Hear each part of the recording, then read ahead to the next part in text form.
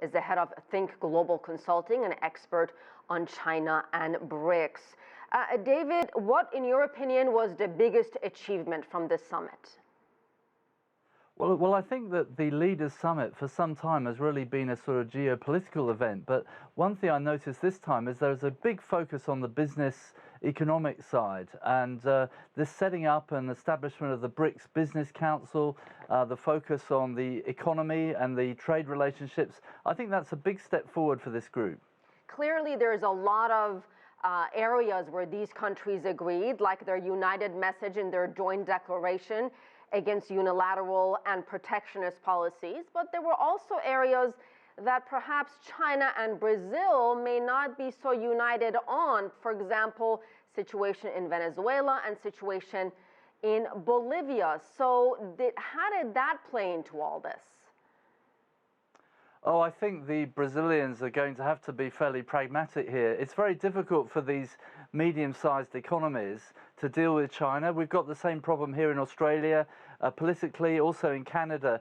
You know, we are all very dependent on China in terms of our agriculture and resources.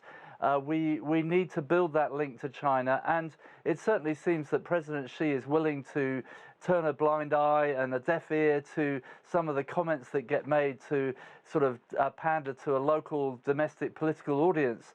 And he seems very willing to put up with some of that and build the economic relationship, which I think is a big step forward.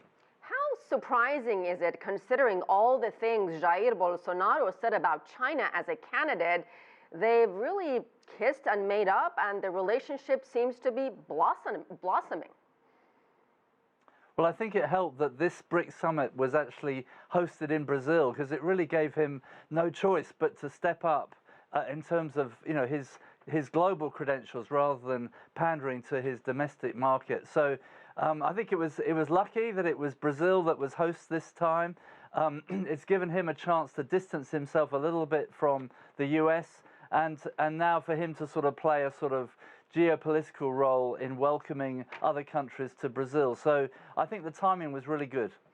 And David, what about Jair Bolsonaro's relationship with someone he admires a lot and he's been compared to, and that's US President Donald Trump?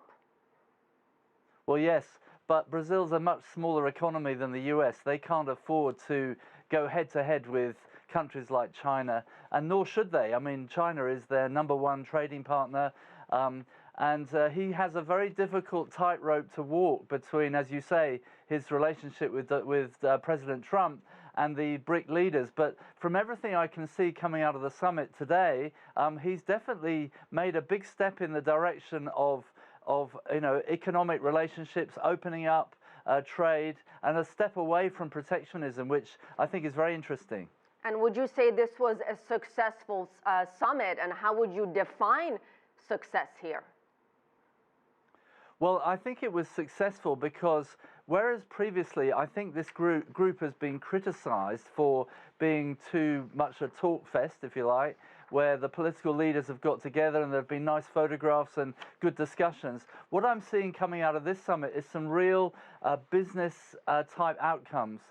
In particular, firing up the new development bank to start getting more involved. This BRICS Business Council, President Xi has already identified some of the opportunities around the Belt and Road, the Greater Bay Area in China, a move into technology. He particularly mentioned digital and green technology. I can see that there is actually now more of a focus on economic outcomes rather than just political ones. All right, we'll leave it there. David Thomas, we forgot to mention, you joined us from Sydney, Australia. Thank you.